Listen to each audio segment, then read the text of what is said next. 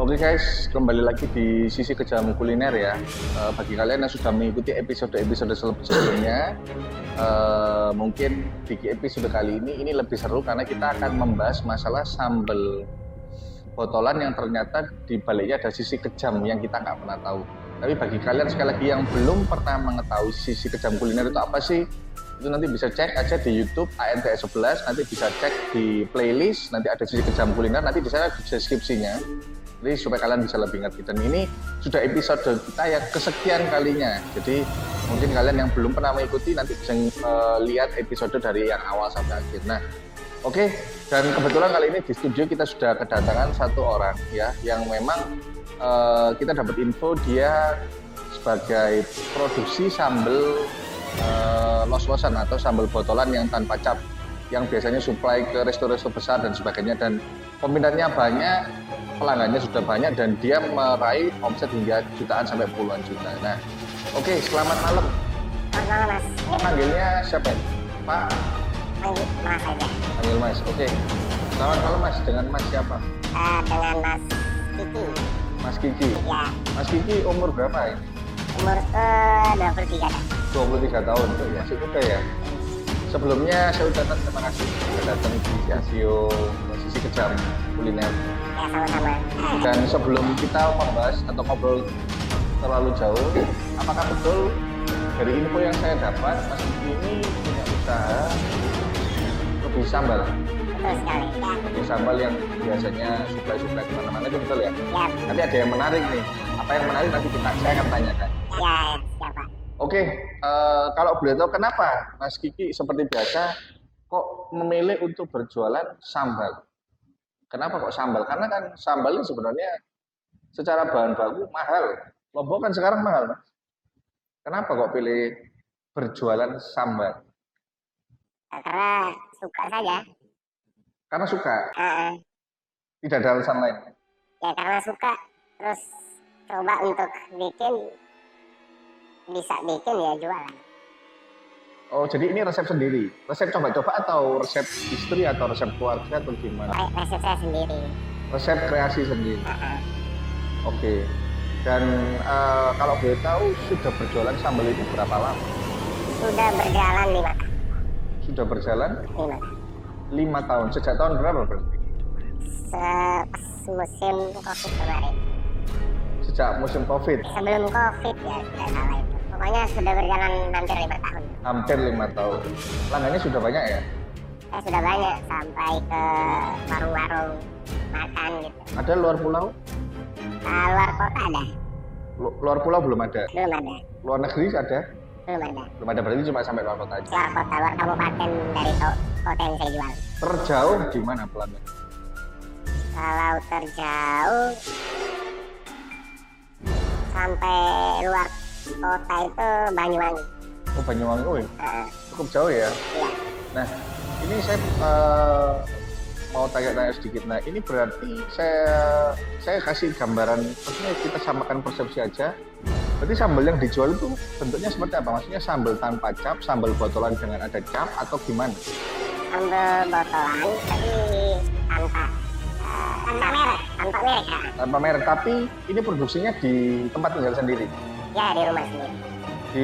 Di tempat tinggal sendiri, tanpa merek, dan maksudnya memang hanya untuk supply gitu aja. Ya, supply.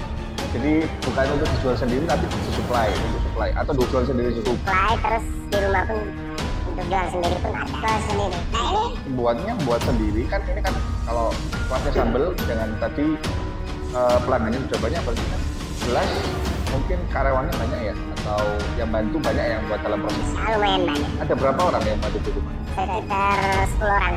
10 orang. Hanya untuk buat sambal aja. Karena ada yang sambal, terus kalau misalnya ada pesanan-pesanan di sekitar kota, ada yang ngantar, ada yang bikin kurirnya juga, Oh, ada yang stay produksi. jadi memang ini termasuk usaha kayak di rumah itu ya? Iya, di rumah. Oke. Nah, berarti sambalnya itu berbentuk botol ya? Botol atau plastik? Botolan. Botolan. Berapa gram kalau saya boleh tahu? Kurang lebihnya aja. Kurang lebih 8 25 gram. 25 gram. Nah, itu ada rasa apa aja sih? Atau cuma satu rasa atau gimana? Ada 3 macam rasanya, Pak.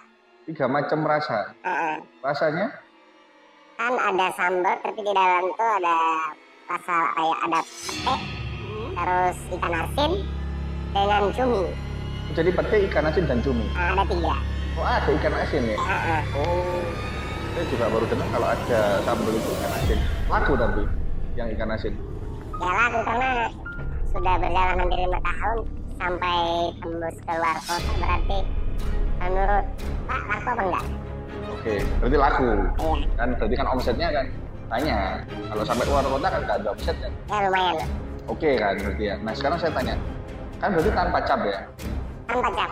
Kok bisa orang tahu Masnya ini produksi sambal? Dari mana? Orang-orang bisa tahu, yang orang dari luar kota bisa tahu. Iya, awal cerita awalnya itu kan jualan di kota saya saja.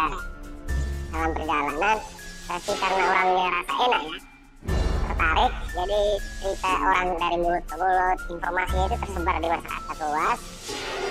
Kebetulan ada beberapa warung atau warung makan di kota yang saya produksi pun sambal itu juga mulai pesen. Ya, menjadi ya dalam perjalanan dengan sendirinya melebar gitu. Oh, jadi orang tahu dari mulut ke mulut. Informasi, terus dibantu juga lewat Facebook, sosmed gitu. Oh, jadi ada sosmed tapi juga dari mulut ke mulut. Tapi Rasanya enak dong pasti. ya menurut Pak enak apa enggak deh? Harusnya, kalau nggak enak nggak mungkin ada yang beli. Ya itu. Nah sekarang saya tanya dulu, harganya berapa dulu? Nah, harganya Kalau per botol? awal-awal per botol ya, awal-awal rintis pertama itu, berangkat pertama itu 17.000. 17.000. Itu kalau Di harganya Masnya, kalau di luar berapa? di luar, Murah mana? Masnya atau yang di luar? kalau di luar lebih mahal. Semisal perbandingan harganya berapa semisal? Kalau di luar kan ada yang 25.000. Oke, kalau 25.000 Masnya jual 17.000. 17.000. Terus Itu awal. sekarang? Sekarang itu saya harus naikin. Karena nanti ada biaya transportasi juga.